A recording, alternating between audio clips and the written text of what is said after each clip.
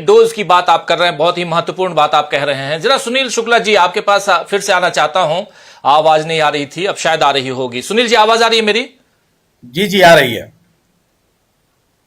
आपकी आवाज आ रही जी है। प्लीज प्लीज सुनील जी, बात सवाल वही आरएसएस और बीजेपी पर सीधा हमला बिना लाग लपेट के राहुल गांधी कह रहे हैं कि आप कौन होते हैं कि मैं कैसे जीऊं, कैसे रहूं, मेरी दिनचर्या क्या हो, मेरा सामाजिक सरोकार क्या हो और मैं किससे शादी करूं, मेरी वैवाहिक जो रीति रिवाज है वो क्या हो, मैं कौन सी भाषा बोलूं, कौन सा खाना खाऊं, ये बताने वाले आप कौन होते हैं? पहली बात। दूसरी बात, सीधा अगर जिसकी जो भाषा है, जिसका जो रिवाज है, इसका सम्मान हम क्यों ना करें?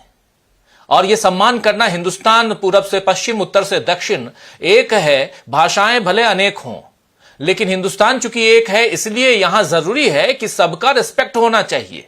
यह बात साफ साफ कहां प्रहार करती हुई दिखाई देती है राहुल गांधी जो कह रहे हैं, और किस दिशा में जाती हुई देश की राजनीति को आप देखते हैं इन बातों के जरिए?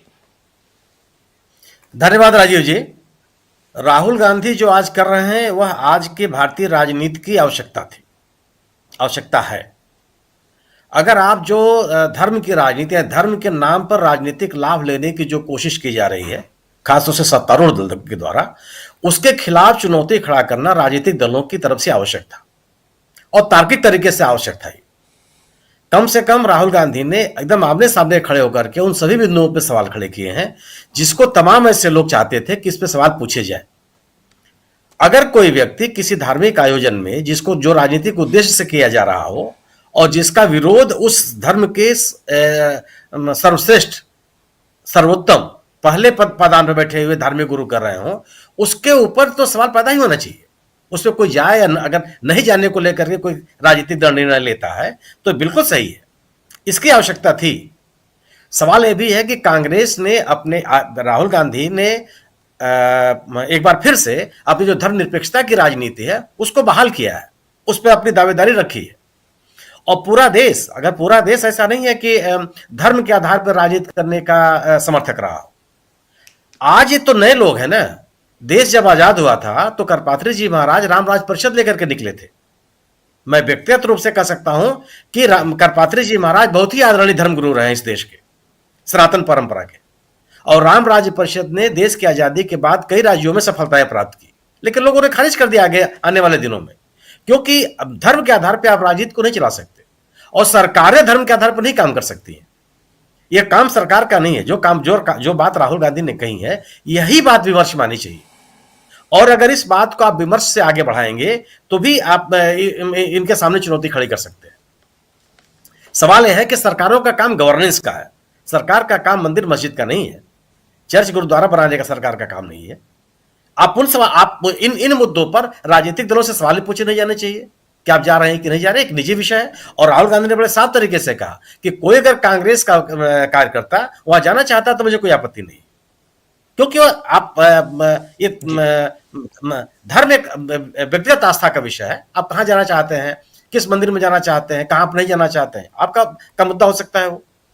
तो जो धर्म और राजनीति का घालमेल करने की कोशिश की जा रही है, इस पे सवाल इस देश को बनाए रखने के लिए इस पे सवाल पैदा करना नितांत आवश्यक था। धर्म इस बात के लिए थोड़ा है कि किस मंदिर में जाते हैं, किस गुरुद्वारे में आप जाते हैं, कि हम किस मस्जिद में जाते हैं। हमारे धर्म गुरुओं ने, हमारे नायकों ने कहा है कि परहित सरिस धर्म नहीं भाई। उन्होंने कोई बात थोड़ी कही किस मंदिर में जाइए, किस मस्जिद में जाइए। राहुल गांधी ने जो बातें कही कि अगर आप अपने धर्म को मानते हैं तो आप कितना सहृदय हैं, आप सामने वाले को कितना स्थान देते हैं, आपके मन में कितना उपकार की भावना है, सत्य के प्रति कितना आपका आग्रह है, हिंसा से आप कितने दूर रहते हैं, मानवता में कितनी है।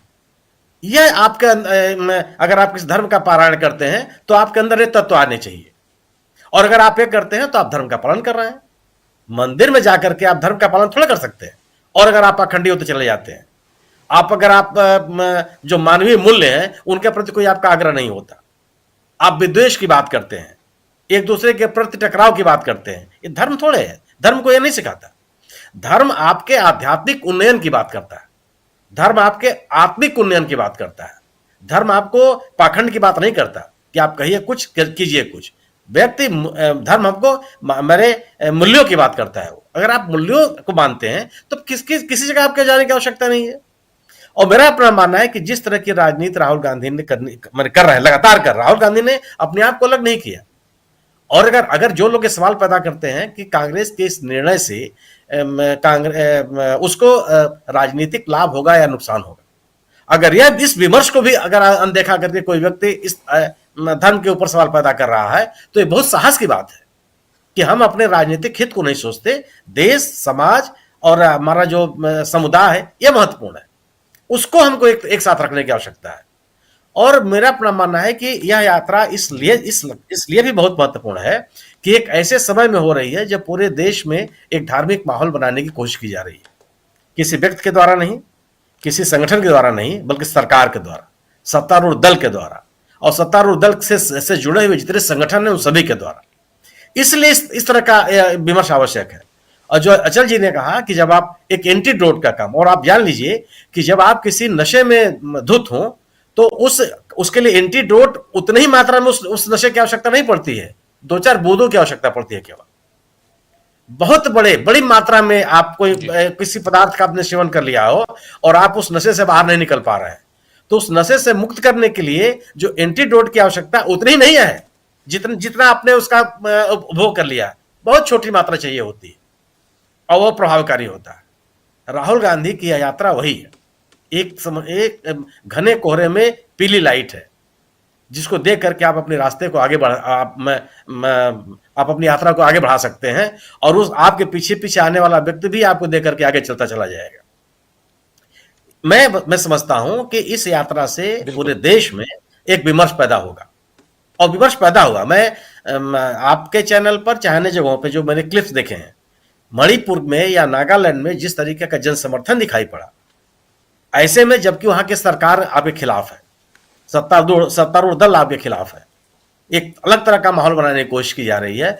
वहां पर युवाओं और समाज के सभी वर्ग के लोगों ने जिस तरीके से राहुल गांधी का स्वागत किया, उनसे मिलने की कोशिश की, उनकी बात सुनने का प्रयास किया, यह एक अच्छा शुभ संकेत है। और यह भारतीय जनता पार्टी के लिए चुनौती है। इसलिए चुनौती है कि आप याद कीजिए कि जिस इलाके से गुजर रहे हैं, असम को छोड़ देता हूं मैं, तो 11 लोकसभा की सीटें और इनमें से 5 बीजेपी के पास है। और यह माहौल जो दिखाई पड़ रहा है, अगर यह माहौल बनता चला गया तो भारतीय जनता पार्टी को 2019 का अपना परफॉर्मेंस कर पाने में बहुत असुविधा होगी। और इसका संकेत मिल रहा है। अगर आप मिजोरम में एनडीए से जुड़ा, एनडीए का सदस्य मिजो नेशनल फ्रंट को इतनी बुरी पराजय मिली, इस बात का संकेत है कि वहां एनडीए भारतीय जनता पार्टी के प्रति उस पूरे के पूरे इलाके में माहौल क्या है, लोग किस नजरिए से देख रहे हैं। भारतीय जनता पार्टी छोड़ दीजिए, भारतीय जनता पार्टी से जुड़े हुए दल का यह असर हो गया कि 2 साल 2.5 साल पहले अस्तित्व में आए एक राजनीतिक दल ने बुरी तरह से ऐसे कस दी। यह जन समर्थन की स्थिति है, और एनडीए और भारतीय जनता पार्टी के खिलाफ का क्या माहौल है। तो यह मैं मानता हूं कि आने वाले दिनों में जैसे जैसे यात्रा आगे बढ़ेगी, इसका असर और दिखाई पड़ेगा, खासतौर से उस इलाके में भी जो जिन इलाकों में बीजेपी ने उसका स्ट्राइक रेट बहुत बेहतर रहा है। हाँ, यह भी मैं कहना चाहूंगा कि अगर इस यात्रा में इंडिया दल समूह के लोग जिस तरीके से उन्होंने मणिपुर में उनके साथ खड़े रहे यात्रा की शुरुआत के समय में, वही क्रम विभिन्न राज्यों में अगर उनके